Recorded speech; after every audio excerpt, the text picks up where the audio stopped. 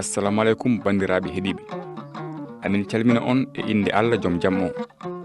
Jiɗɗo yimɓe fof nana kadi jaɓa lawol peewal ngol o lelnigol mbele ina mbawa dañdude e makko jam celluɗo ha abada.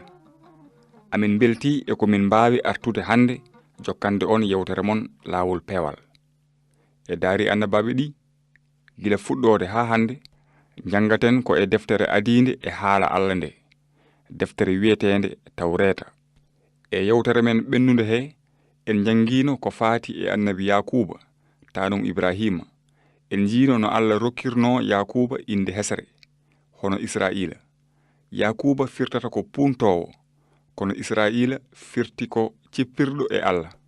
Yakuba dañi joni inde ɗiɗi, Yakuba e Israila. Ko Israila woni inde leñol kesol ngol Allah fodatno iwdi Ibrahima, Isaga e Yakuba. Yakuba kañum dañino sukaɓe 12 worɓe.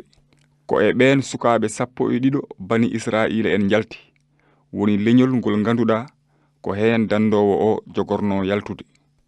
Mbele oɗon gandi inde ɓen sukaɓe Yakuba 12 ɓe ko ɓeɗo: Ruben, Simeon, Lewi, Yuda, Isakar, Sabulon, Dan, Neftali, Gad, Aser, Yusufa e Benyamin. Hande noon en gandiyima fuɗɗade jangude darol kawningol patugol e ɓiɓɓe Yakuba ɓe ha tengti e biyeteɗo Yusufa o. Joni noon naten e darol Yusufa belgol ngol. Jangen e Tawreta, deftere lasli nde e simore 37 nde. Bindi ɗi mbi kabaru ɓesngu Yakuba nani. Yusufa yarata ko e duuɓi 17 omo aynira e mawniko en. Kala nde Yusufa arti ina haalana bammum haala mabɓe bonka. Israila ɓurno yidde ko Yusufa e ɓiɓɓe mum heddiɓe ɓe. Waɗi noon o heɓimo ko e nayewu makko. O rokkimo wutte joɗɗo. Mawniraɓe makko jii bammumen ɓuri yidde ko kanko, gañimo. Ɓe mbawa haaldude e makko e cehilagal. Yusufa hoyɗi haalani mawniraɓe mum.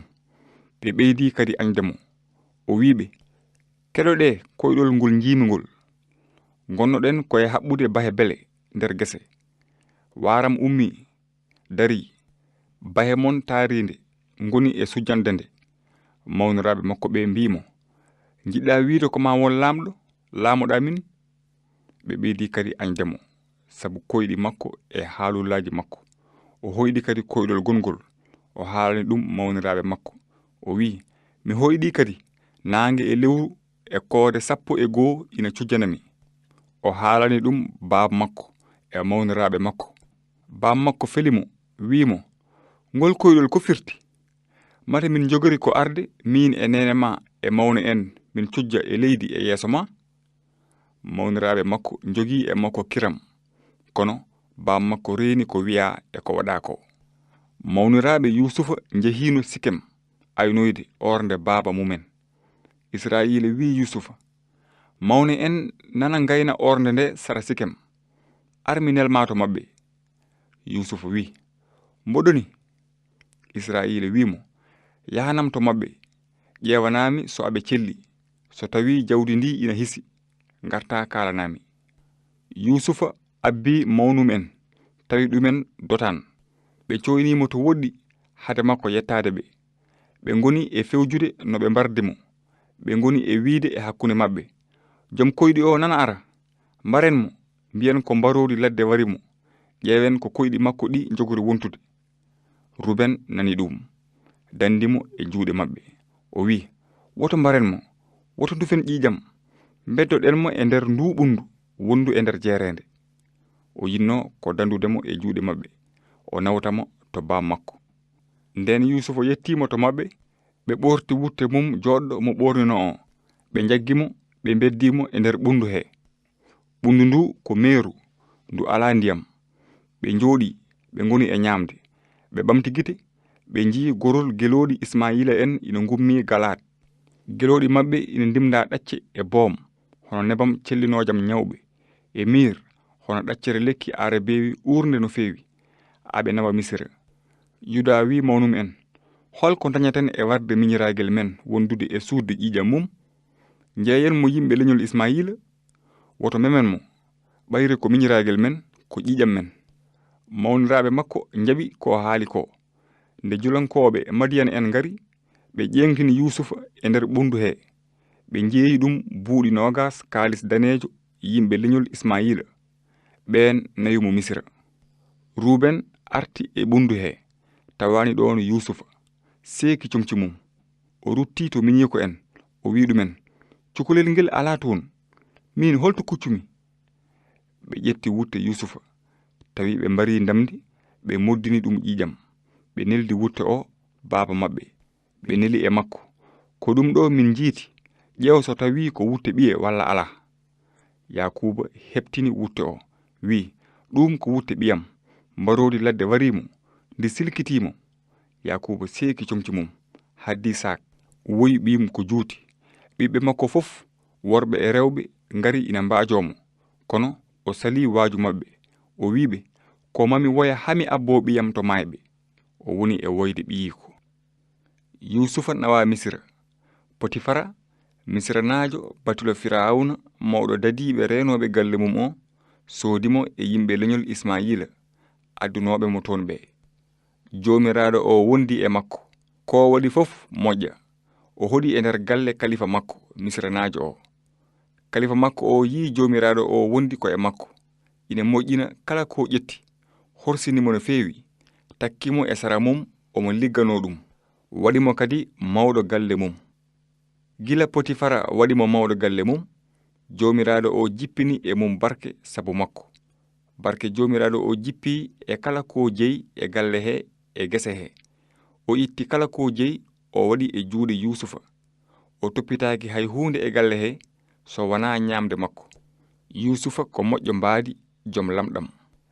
Nde ɗum ɓenni, debbo kalifa makko yiɗimo, wiimo, ar fijju e am.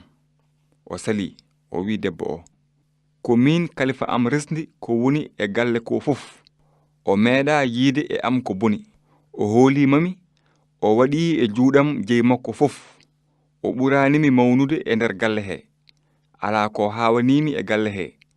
Alaa ko haɗimi heen so wonaa aan, sabu ka jom suudu makko.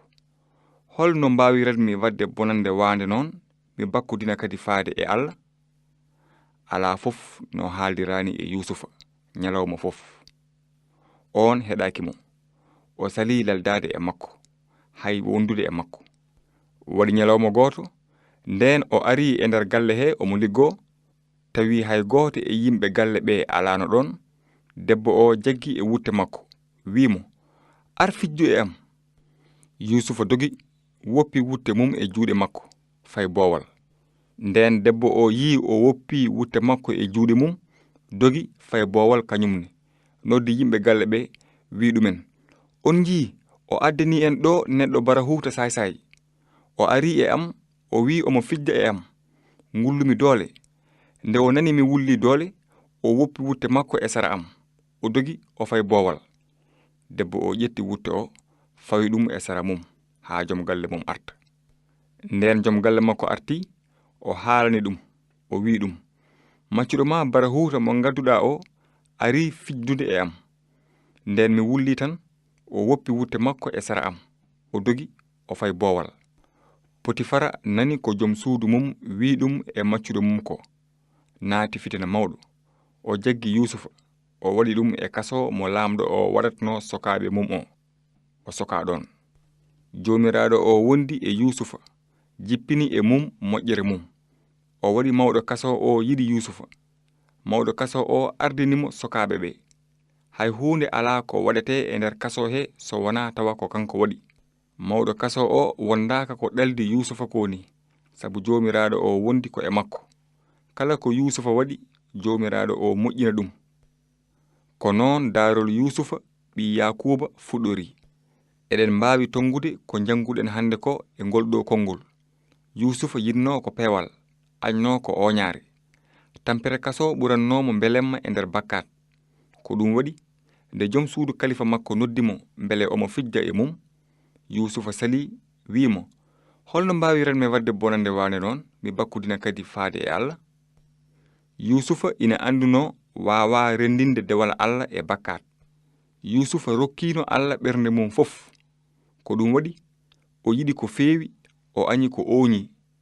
Allah nangiri Yusufa pewɗo sabu Yusufa gonɗinino konngol Allah kolningol ngol. Sababu nde hoolare Yusufa nde Allah hebbini ɓernde makko bawɗe mbele o wawtiro bakkat gonɗo hande e aduna he peewal. Allah wondino e Yusufa sabu Yusufa wondino e Allah. Yusufa wawano hebde belemma e bakkat sabu omo yidno Allah no ɓernde makko fof fotiri. Kala gonɗinɗo Allah ina rewa ɗum e ɓernde mum, jomum yiɗat ko Allah yiɗi, salo ko Allah añi. Ko ɗum bindi ɗi kaali nde ɗi mbi hay goto wawa sarwude halifaɓe ɗiɗo, ngati ma jomum añi hen goto yiɗi keddiɗo o, ma haɓɓima e hen goto hutima keddiɗo o. Holko jotindiri peewal e oñaare?